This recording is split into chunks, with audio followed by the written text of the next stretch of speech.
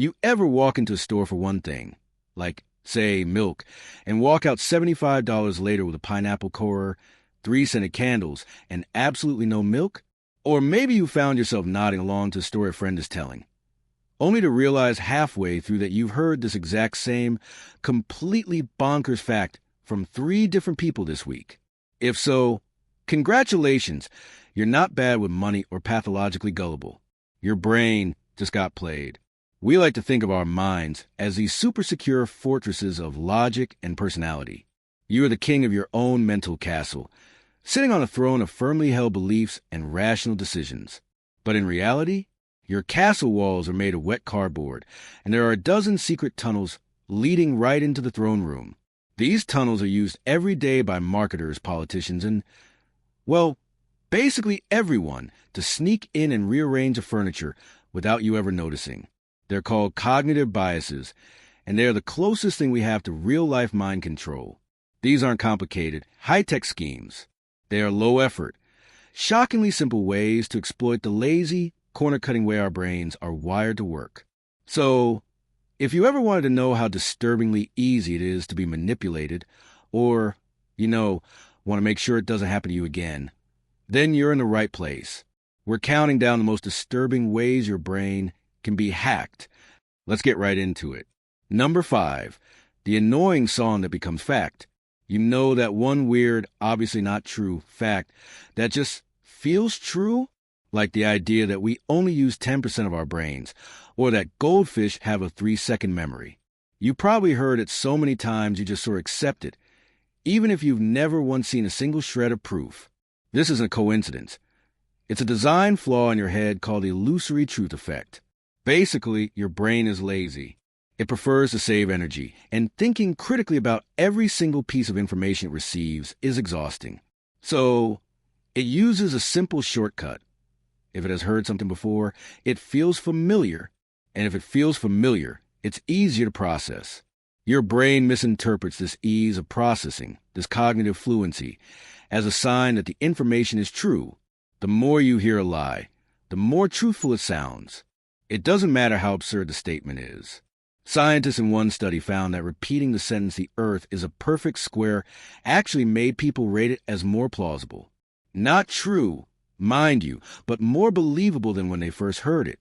This is the bread and butter of advertising and propaganda. That annoying jingle you can't get out of your head, the political slogan you see on every billboard, it's all designed to burrow into your brain through sheer force of repetition, until one day, your brain just goes, "All right, fine. I've heard it 1,000,000 times. It must be right. Now, can we please think about something else?" And the scariest part? Even when you know a statement is false, repetition can still make it feel true. Your rational mind is fighting a battle against a warm, fuzzy feeling of familiarity, and it doesn't always win. Number 4, the useless number you can't ignore. Imagine you're on a game show. The host asks you, was the tallest redwood tree ever recorded taller or shorter than 1,200 feet? You have no idea, so you take a wild guess. Later, your friend is asked the same question, but the host phrases it as, was it taller or shorter than 200 feet? Statistically, your guess will be significantly higher than your friend's, for no other reason than that first, completely arbitrary number the host threw at you.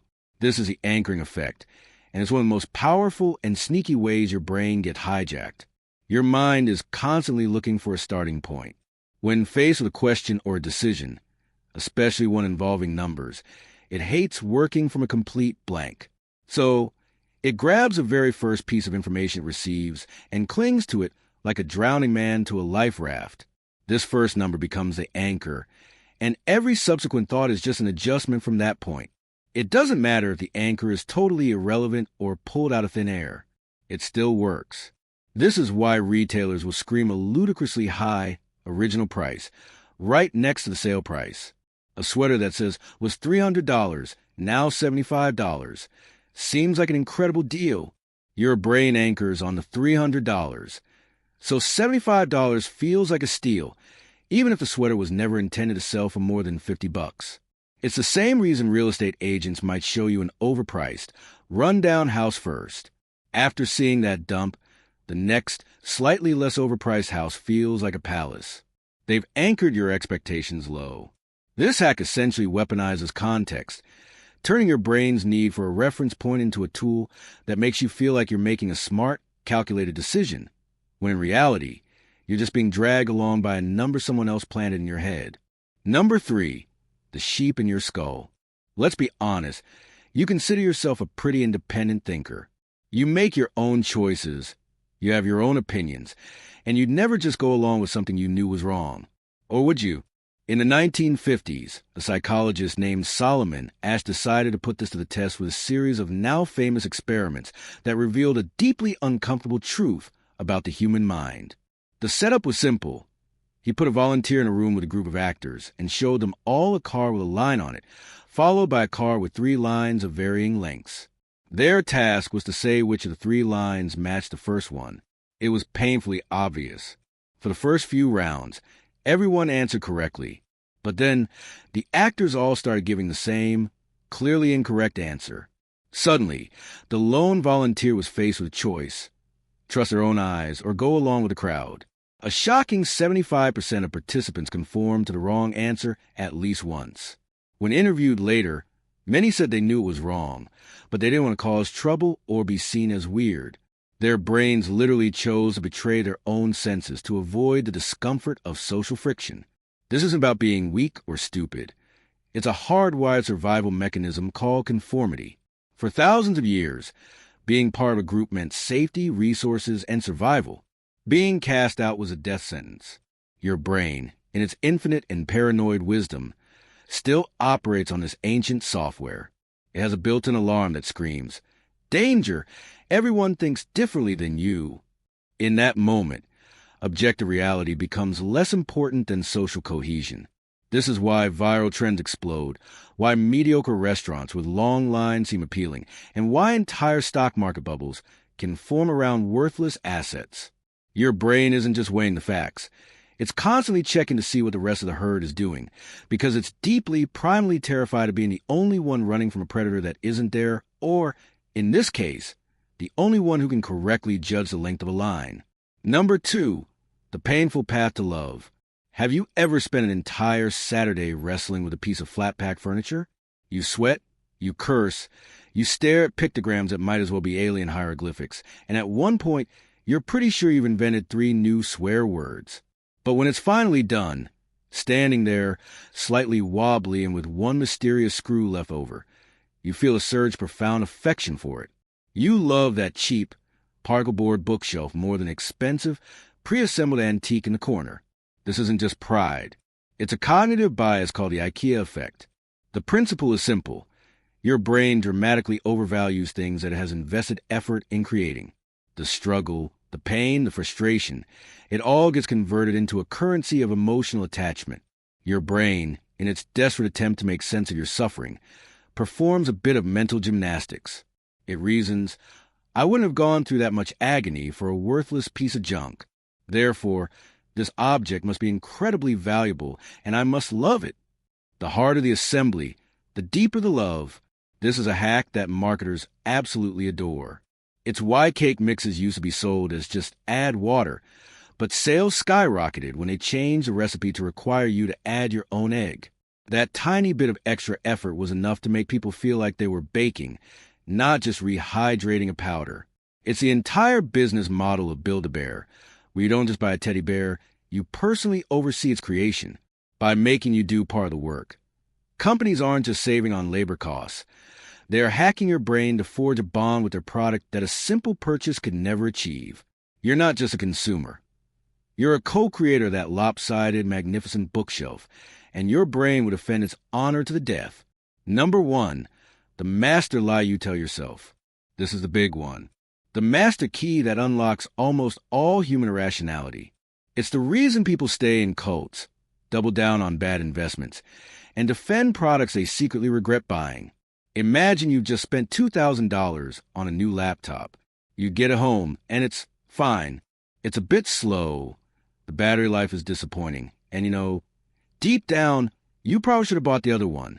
This creates a deafening mental siren in your head. A conflict.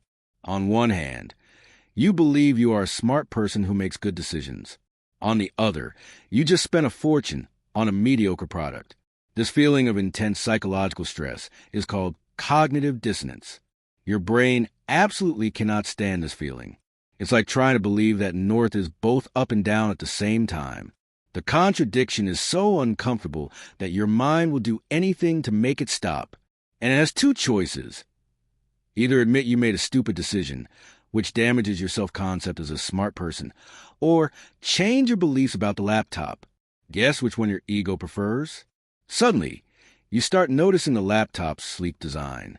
You tell your friends about its unique features. You go online and exclusively read glowing 5-star reviews, nodding along vigorously. You're not just using the laptop. You're becoming its biggest fan. You have to. You've tricked yourself into loving it to resolve the dissonance. This is the most disturbing hack of all, because it's a hack you perform on yourself. It's the internal mechanism that allows people to justify horrific actions, ignore overwhelming evidence, and insulate themselves from reality. When our actions and beliefs don't align, we don't change our actions, we rewrite our beliefs. We invent elaborate narratives and justifications to protect our ego from the simple, terrifying truth that we might have been wrong.